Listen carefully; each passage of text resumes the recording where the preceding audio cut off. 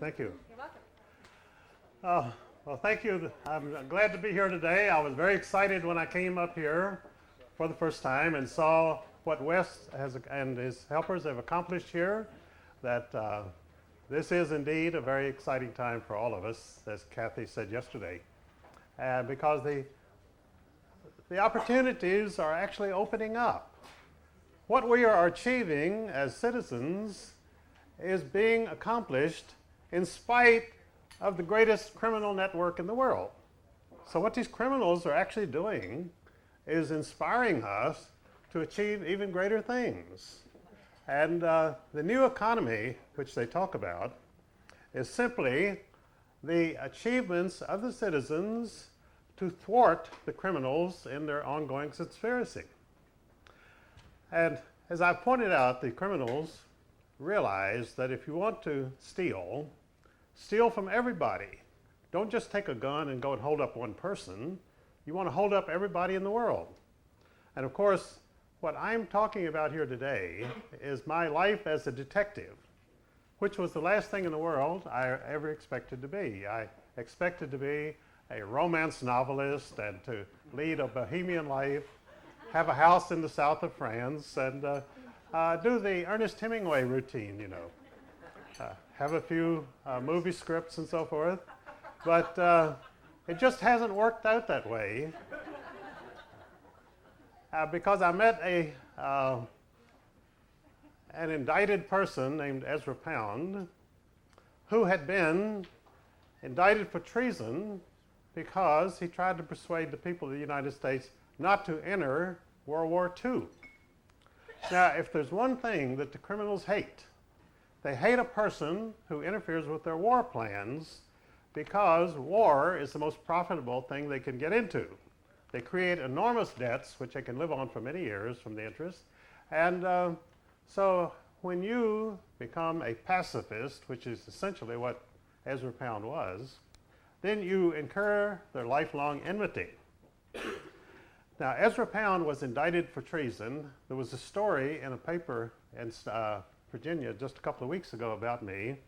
And on the front page, they said Ezra Pound had been imprisoned for treason, which was, of course, a total lie, as was most of the other story, too. And I'll be suing them when I get back.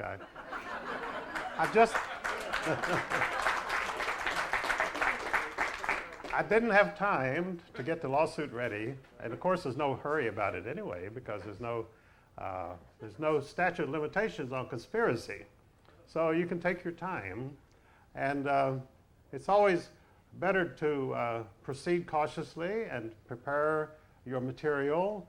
And when you go into court, it's really already a fait accompli. You've got everything there that you need.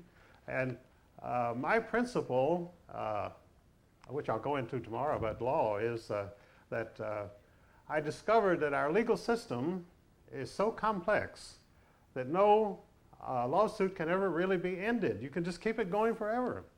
And of course, most people can't because they don't have the funds, because the lawyers have set it up so they'll bleed you dry within about 18 months. So no matter what you want to do or how good your case is, you can no longer proceed because the lawyer's already taken all your money. So Ezra Pound was never tried, was never imprisoned for treason, but probably his greatest crime in the eyes of the criminals was that he set me loose on the Federal Reserve System, which happened in 1948.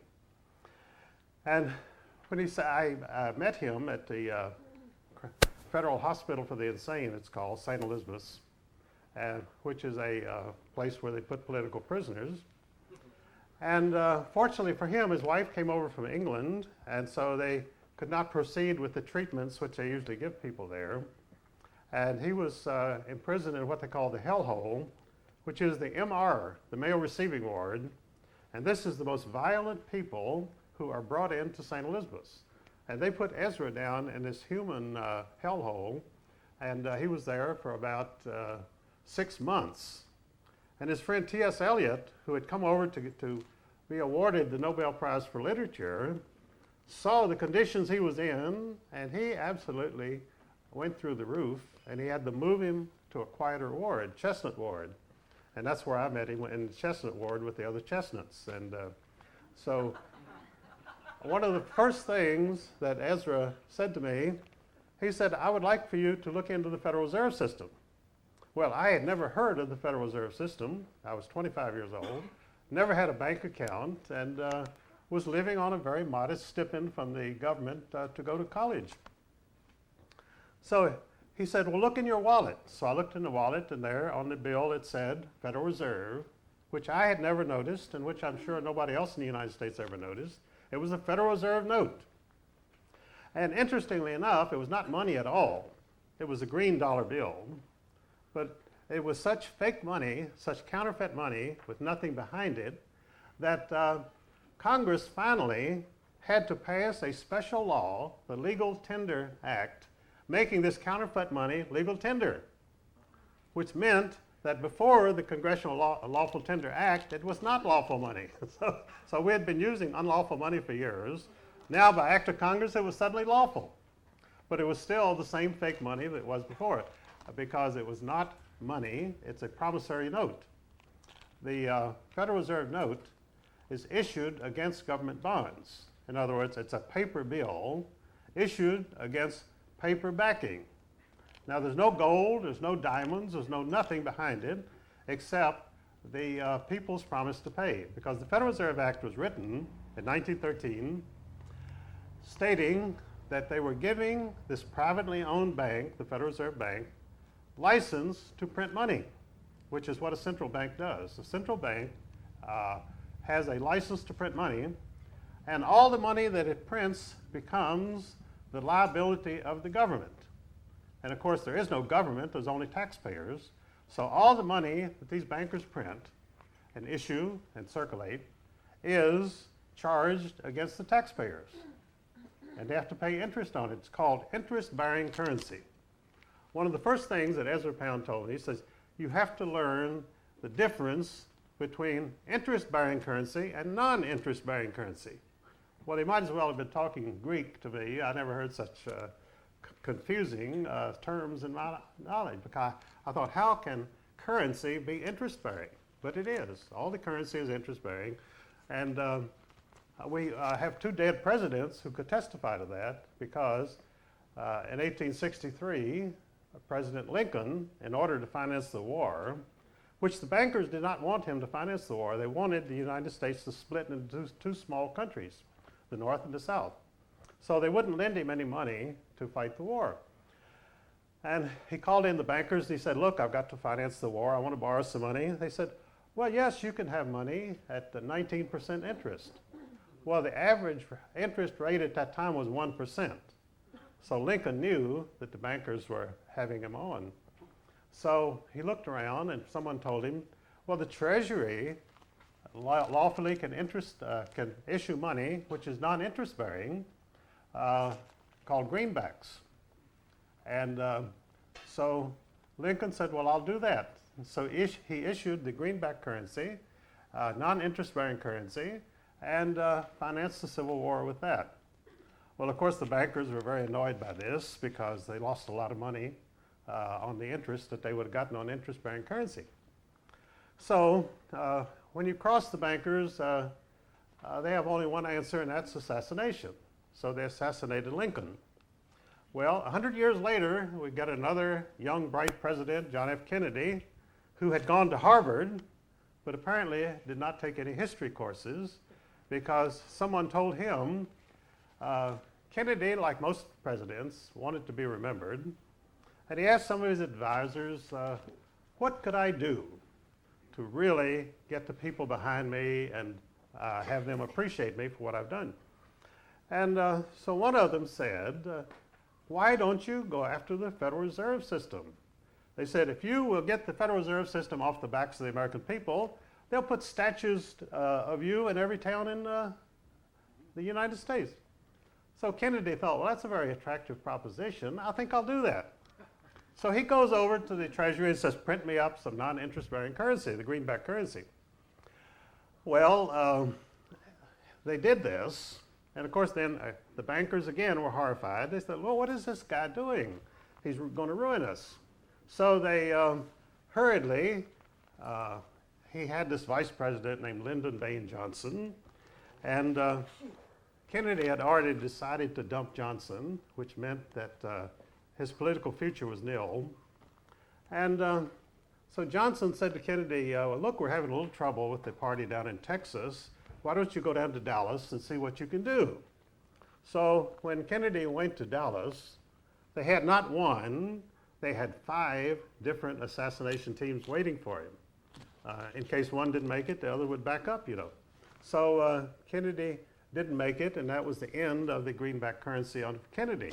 So he went the same way as Lincoln, simply because he issued non-interest bearing currency, which I admit is confusing and sounds dull and routine, but unfortunately this is the way that the world operates. These bankers are always conspirators, they're criminals, and they'll do anything to keep their system going. So, and that is why we had an anarchist in France in the 19th century named Proudhon, and Proudhon was a philosopher of some repute. And after many years of studying, he issued his dictum. He said, all government is a crime. He didn't say some government, or some parts of the government may be a little criminal. He said, all government is a crime, which is true. And why is all government a crime? It's because part of government is law enforcement. And when people get into government and they realize they control the law enforcement, then this becomes a license to commit whatever crimes they want, a license to steal, a license to lead the country into wars, anything they want to do. And this is a very heady situation. They suddenly realize, here I am, I've reached the power, I can do anything I want, no one can control me. And so this is why all government becomes a crime.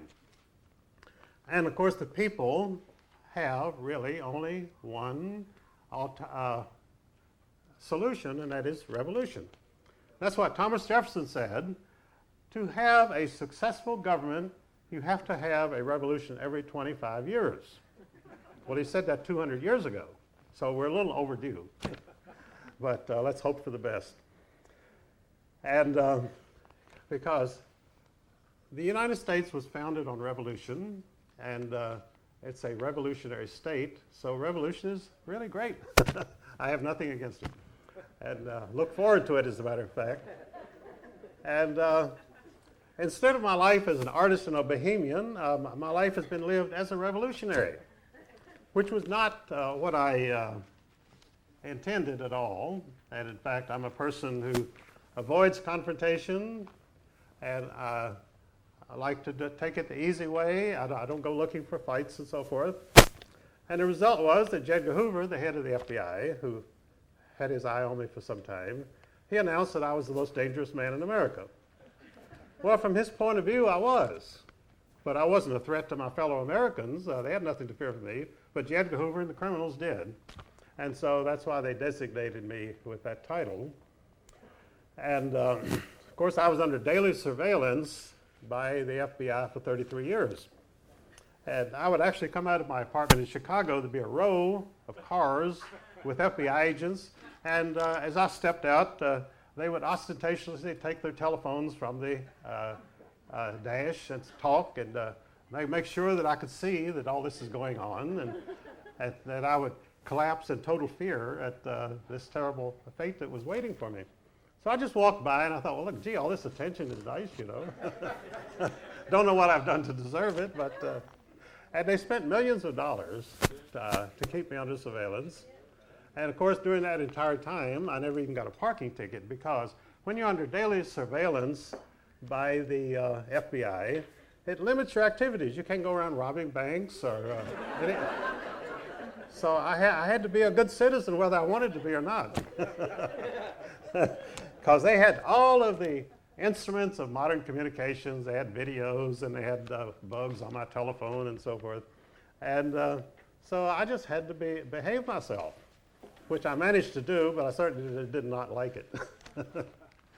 But actually, I started out, as I say, as the protege of a man who was indicted but never tried for treason. Ezra Pound was indicted for treason by a associate of President Roosevelt's at the White House, named Alger Hiss. He had Ezra Pound indicted for treason, and then, of course, he became one of the most famous traitors in the United States himself. But Alger Hiss had Ezra Pound indicted for treason because Alger Hiss was a KGB agent, and of course, as a loyal communist, he considered Ezra Pound a fascist, an anti-communist, and a real threat. So they both wound up in prison, but Ezra used to complain.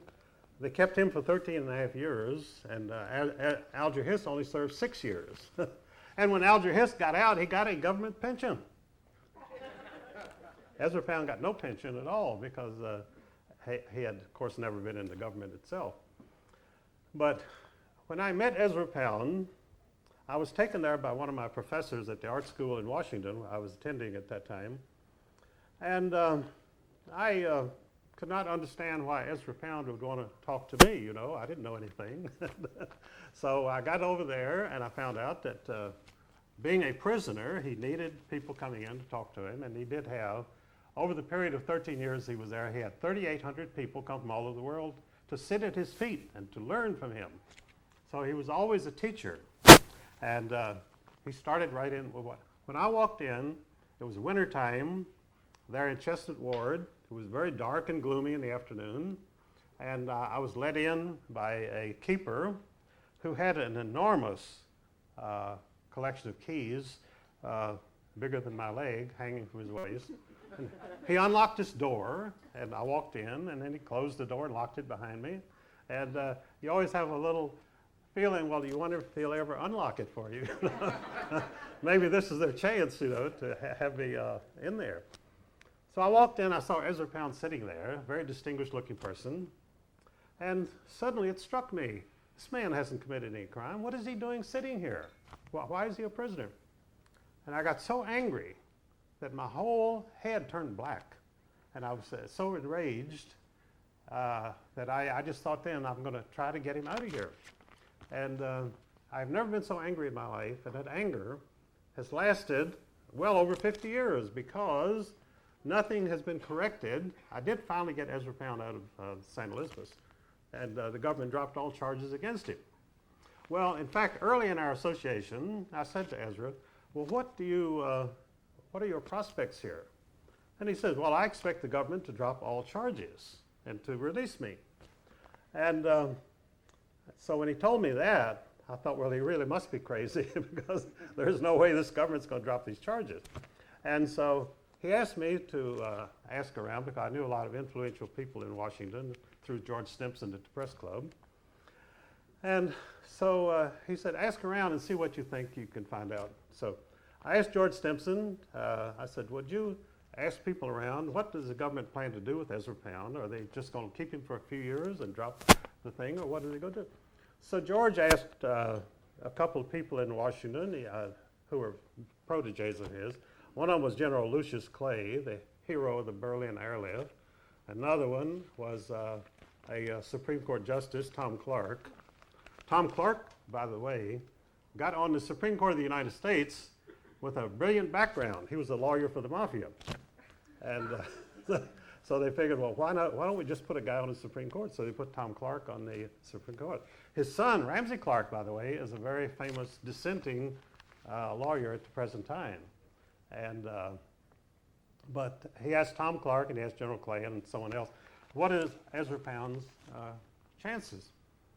So a few days later, I saw George and I said, what did they say?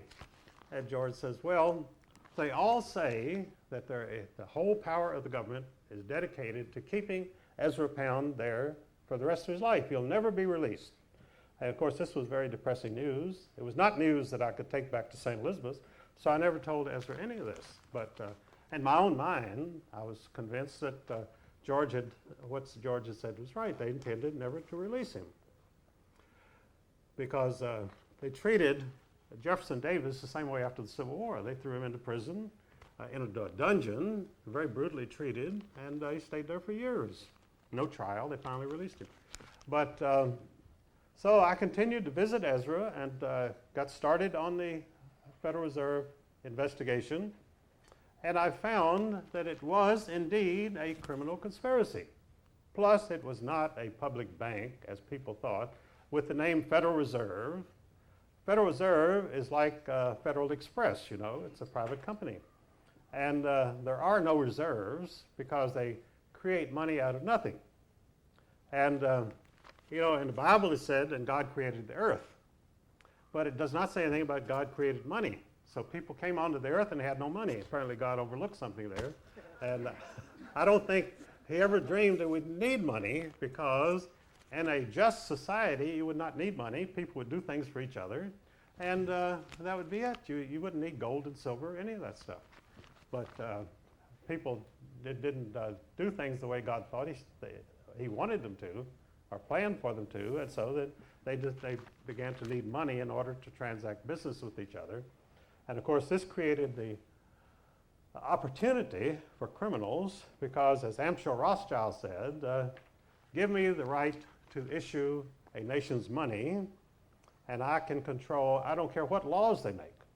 And that's the situation we have today, because the private bankers issue the money, print all the money they want, and then they bribe the lawmakers. Doesn't matter if it takes $1 million or $5 million, they're printing the money anyway. So they go to the lawmakers and said, here's $1 million, and I want you to pass our bill. And of course, the lawmaker doesn't have any working citizens coming up and saying, here's $1 million, we want you to pass bills for us. And so the banker is the only one who brings in any money, so he's the one that gets the laws passed. And that's the system that you have, which is called democracy. It's called democracy because it's the rule of the mob. But it's not, it's the rule of the bankers, but the mob is controlled by money. So it's actually the rule of the mob. And that's why you have legislatures which pass laws to rob the people, to rob the 6 billion people of the world. Now, how do the bankers rob the 6 billion people of the world? Because that sounds pretty difficult. It's not difficult at all once you get your system going. It's a consortium of central banks throughout the world, each of which has the license to print money. Now, Ezra told me very early in our relationship, he said sovereignty, a nation's control of its own destiny, lies in the right to issue money and the right to control foreign policy. Well, of course, you citizens have no right to issue money, and you have no voice in foreign policy. I don't think anybody in this room has any voice in foreign policy. That's all decided for you by the people, the elites, who consider themselves your betters.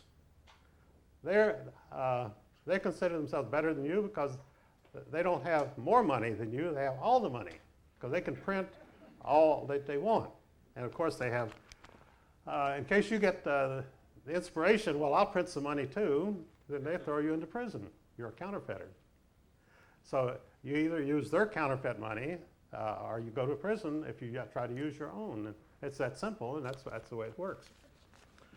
Now, they also have another means of control, which is which encompasses everybody. Nobody can escape it, and that's called the tax, the income tax. Now, if these people had the license to print money, why would they need your income tax? Because they can print all the money they want. They don't care if you have $1,000 or $200,000. They don't need your money. But the income tax was instituted solely for control. Not only to control you, but to control the volume and flow of money. Because all central banks, with their right to issue money, are inflationary. Because they can print all they want. There's absolutely nothing in the laws which says they can only print $1 million a day or anything like that. It's unlimited. And all that money becomes your obligation, interest-bearing currency obligation. You're paying interest on all this money that the bankers are having such fun printing and bribing your legislators with. So the Federal Reserve, as a privately owned bank, had to control this inflationary money, and all central banks have to do this because the printing presses are running and the money is flowing out, and they have to have some control. Well, the control is the income tax, because you let people have the money and wages. They have to work for it. Nobody gives them anything, but they have to work for it. So, And then as they earn the money, the government takes it back as income tax. So they give what they call the subsistence wage. Now the subsistence wage was developed in England by the Rothschilds about 1810. And they developed a system. They said, well, we want people to work and we want them to work hard, but we cannot allow them to accumulate any assets. So therefore, we will give them a subsistence wage, and if they begin to save money, we'll tax it and take it away from them. And so this is what the subsistence wage is. And in all the so-called democracies, the subsistence wage is the fate of the workers. The worker bees have to live on a subsistence wage. They cannot get rich and they cannot have the finer things of life because the government takes it back. In fact, I defined the difference between capitalism and communism many years ago. I said, under communism, profit is considered evil. You're not supposed to exploit your fellow citizens by making a profit. So the government says you cannot make a profit. Well, there you take away the motivation for all economic activity. If you can't make a profit, why do it? So this gives the government, the communist government, the opportunity to control all economic activity because they won't have any competition for the people, because who's going to get out there and make things and work if they can't make a profit? Now, the capitalist country is entirely different. Under capitalism, the government says, go out and work hard and make all the profit you can. We don't care how much profit you make. And after you make the profit, the government takes the profit away from you and gives it to the communist countries. So that's the difference between capitalism and communism.